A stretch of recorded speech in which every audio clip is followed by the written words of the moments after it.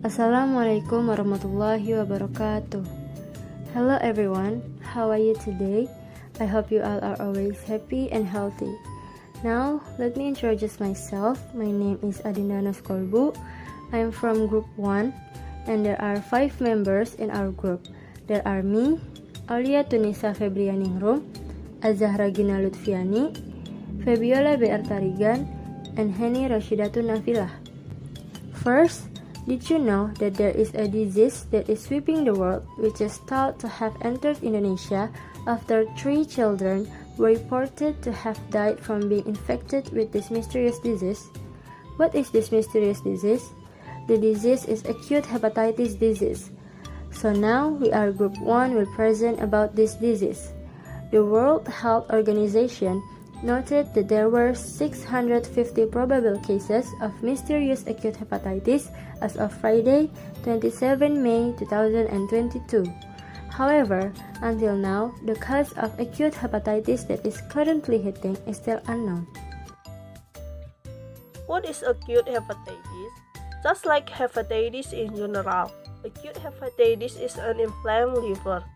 However, this disease occurs suddenly and lasts for a short time. This virus mainly attacks the digestive tract and respiratory tract.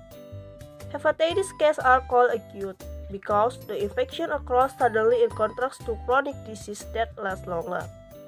The infection can damage the liver or liver. According to the Indonesian Ministry of Health and the U.S. Center for Disease Control and Prevention, acute hepatitis that occurs in recent cases is a liver infection that has the nature of duration of the disease course of about 2 weeks to 1 month. What causes this hepatitis? As it was said earlier, that the cause of acute hepatitis that is currently hitting is still unknown.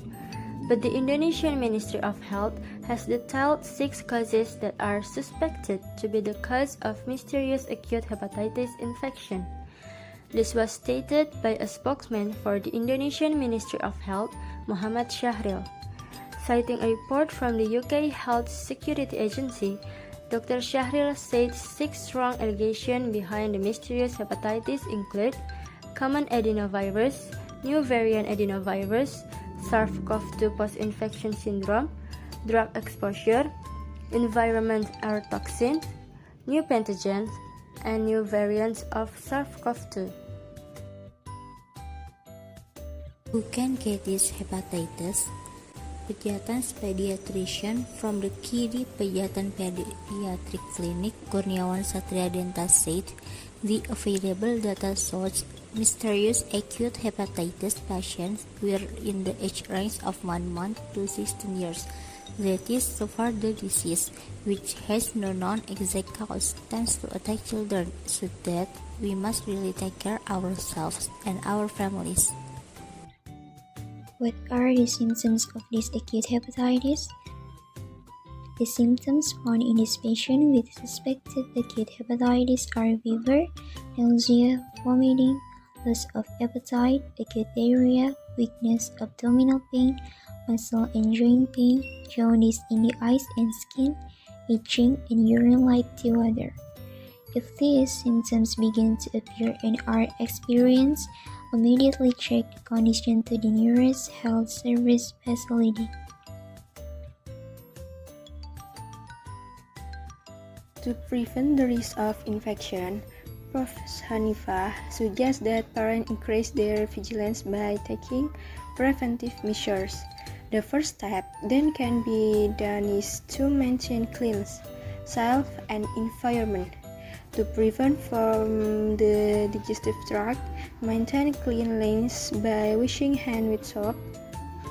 Ensure the food or drink consumed is cooked, and do not use cutlery together with others and avoid contact with children of sick people. In addition, to prevent transmission of acute hepatitis through the respiratory tract by applying COVID-19 health protocols such as wearing masks, maintaining distance, and reducing mobility.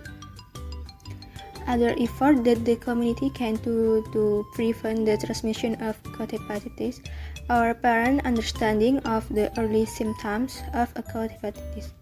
It can be concluded that we must remain vigilant and continue to apply health protocols because although the COVID-19 disease has decreased, there is still a mysterious disease, namely a disease, acute hepatitis, which has claimed many victims as well. Because according to our class, there are a lot of people who dare to take off his mask.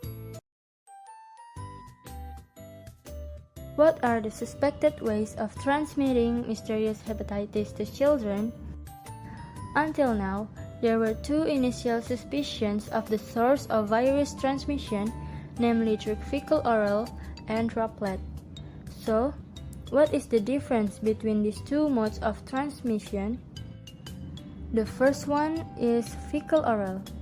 One of the suspected modes of transmission of the disease is fecal-oral. This type of spread occurs through the digestive tract, which then spreads in various ways until it finally enters other people's body through the mouth. And the second one is droplets.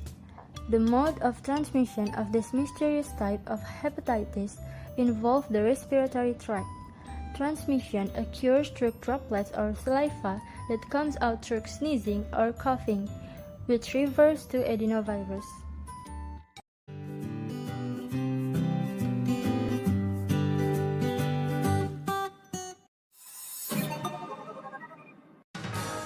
In tonight's Health Alert, a new report from the World Health Organization finds there are at least 650 mysterious and rare cases of hepatitis in children. It's been found in 33 countries, but about 1/3 of those confirmed cases are here in the U.S. Now, the agency says 38 children worldwide have needed a transplant due to the unexplained liver inflammation, and 9 children have died. Well, parents have lots of questions about this, and joining us to answer some of those are ABC News Chief Medical Correspondent Dr. Jen Ashton. Jen, great to have you back on this show. Oh, thanks, David. Good to be with you. So let's go. First question I have is, what do we know about this, and do doctors know what's causing this outbreak? So more questions than answers at this point, David. But what we know, first of all, hepatitis is the umbrella term for liver inflammation. There are a variety of hepatitis viruses that we know about. They're letter named A through E. This particular series of cases that's getting headlines right now are none of those. So it's being called hepatitis of unknown origin. The leading theory in cause is that it may be linked to a very common respiratory and gastrointestinal virus known as adenovirus. About 35% of the U.S. pediatric hepatitis cases have also tested positive for adenovirus, but it's still not enough evidence to show a direct cause and effect. I think what parents need to know right now, this is uncommon. The World Health Organization and the CDC continue to track it. Unfortunately, they do expect the number to go up because in medicine, when you look for something, there's a greater chance of finding it. You know, you just said it. It's uncommon. We're talking only about 650 cases around the world. That, to me, seems like a relatively low number. So really, how concerned should parents be when they hear this news? news? I think the reassuring sign, David, is that there are signs and symptoms of hepatitis that generally are obvious to parents, even of young children. So the classic one is jaundice or yellowing of the skin or the whites of the eyes. And then GI symptoms like fever, abdominal pain, nausea, vomiting. If any of those symptoms or signs are present in your child, you of course want to be in touch with their pediatrician. As you mentioned right now, 1% fatality approximately, and so anytime we see a bump in something that's uncommon, it's going to get the attention of infectious disease and public health experts around the world. It's just so great to have you always on the show. And isn't it great not to be talking about COVID for one appearance, David. at least? Absolutely. This time it's another virus. Right. It's always something, but we got you, and that's all that matters. Dr. Jen, thanks again for helping us out. Thanks, you bet. Right.